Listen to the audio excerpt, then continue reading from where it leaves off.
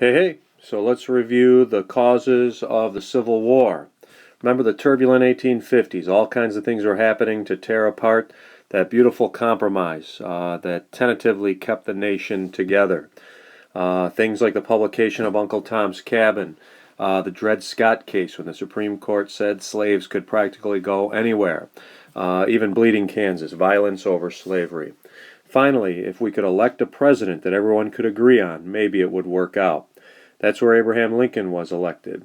The South felt threatened. They thought he would end slavery, and their belief in states' rights, or the belief that a state could disagree with the federal government, said that they could secede and create their own country. So that's what they did, starting with South Carolina. Now, when that happened, our new president, Lincoln, was put in a tough spot.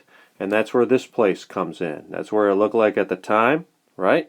So that is Fort Sumter, South Carolina. And here it is today. You can visit it. And Lincoln decided to basically send reinforcements down there, which caused the Confederates to fire on it. There's the American flag, and here's a rendition of all those thousands of cannonballs being shot at it. Look at how it destroyed much of the fort. But no one was killed. However, Fort Sumter signified the beginning of the Civil War.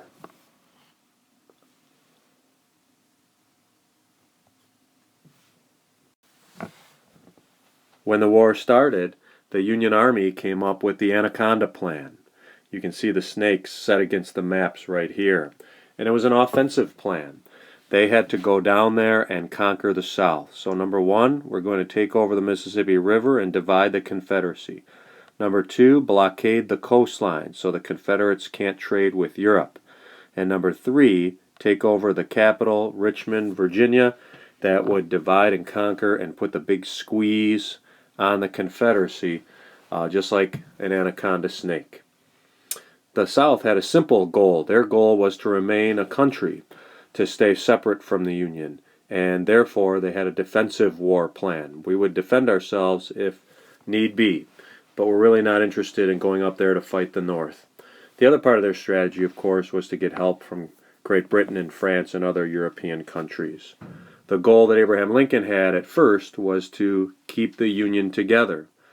Later, that secondary goal would be to end slavery. Both would be accomplished. So here are your notes on the early Civil War, the first few. Notice it reviews Fort Sumter, the first major battle of Bull Run, gets into what the Anaconda Plan is, and talks about some of the early battles and how the North, due to its terrible generals and leadership, was losing. When a short victory occurred at Antietam, Lincoln issued the Emancipation Proclamation. Push pause right now and let's get these notes copied, and then we'll talk on the other side here, the next slide. So when Lincoln issues the Emancipation Proclamation, it's somewhat trickily worded here. First of all, here's a dramatic version of it, a beautiful piece that you might have hanging in your home, especially if you were an African-American family. The famous phrase is, "Slaves will be henceforth and forever free," as of January 1, 1863. But, look at this, there are some states omitted. Omitted means left out. Remember we talked about this. These are the border states. Lincoln did not want to irritate them, so he let them keep their slaves. The thing was worded where it said that slaves in areas of rebellion, meaning Confederate states, those slaves would be free. Now, this didn't really mean much because we were in the middle of the Civil War, and quite honestly, the Union was losing. So why would Lincoln do this? Well, he did it for several reasons.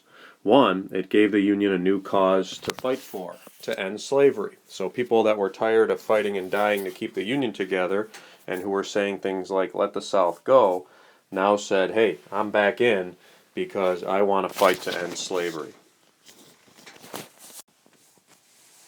Here's a famous photograph of Abraham Lincoln wearing his trademark stovepipe hat. And remember, because of his issuing of the Emancipation Proclamation, one of the two great documents he produced during the Civil War, the other one, of course, being the Gettysburg Address, right? Many African American families revered him and hung pictures of him in their homes. The Emancipation Proclamation did some other interesting things. It paved the way for African American soldiers to fight, and here they are authentically. Some of those African American soldiers who fought in the Civil War are buried right here in Buffalo, New York, at a place called Forest Lawn Cemetery. Maybe you've been to it.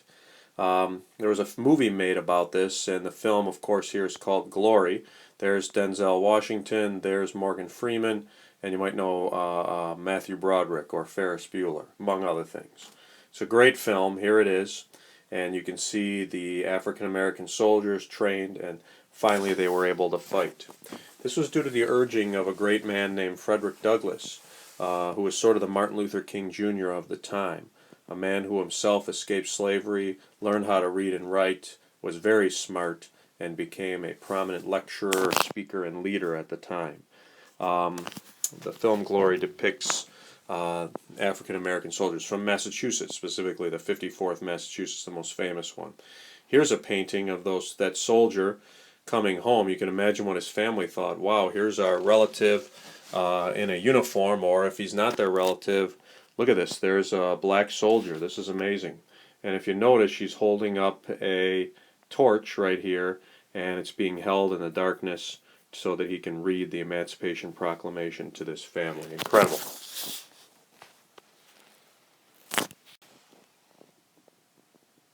So here's your notes. Where you left off last time, I believe you're going to go down here. And notice, too, that this document also kept Europe out of the war, because the Europeans got rid of slavery long before we did.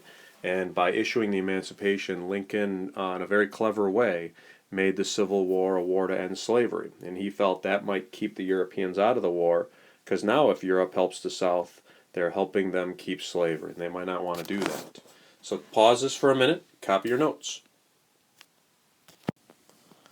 All right, and the remainder of the notes here simply describe a handful of ways that the United States government adapted to the Civil War. We've talked about a few of these things, like expanding railroads and telegraph lines, but this looks like money, I hope, to you. And if you look at the back of the money, it has green ink. So they call these greenbacks. It's one of the first times our country used paper money, and we use this to finance the war. In addition, the Civil War created a draft so that men were forced to serve in the military, but they had an interesting twist to it. If you were of means, if you had some money, you could pay a substitute to take your place, and that substitute would go in your stead. They would go there instead of you. I don't know. It seems pretty sad that someone would need the money that bad to go and fight in the Civil War if a wealthier person were drafted. But as a symbolic thing, Abraham Lincoln even paid a substitute to take his place. So let's pause, and we'll go to the next slide. And here we are, the greenbacks, paper money. We also had an income tax. People paid part of their income to support the war effort. So copy these notes right here. Pause for as long as you like, and go to the next slide. Or we'll move on, I guess. And here it is. So once you get all this, you're good. And I hope you picked up on it. And I hope you have a good day. We'll see you next time.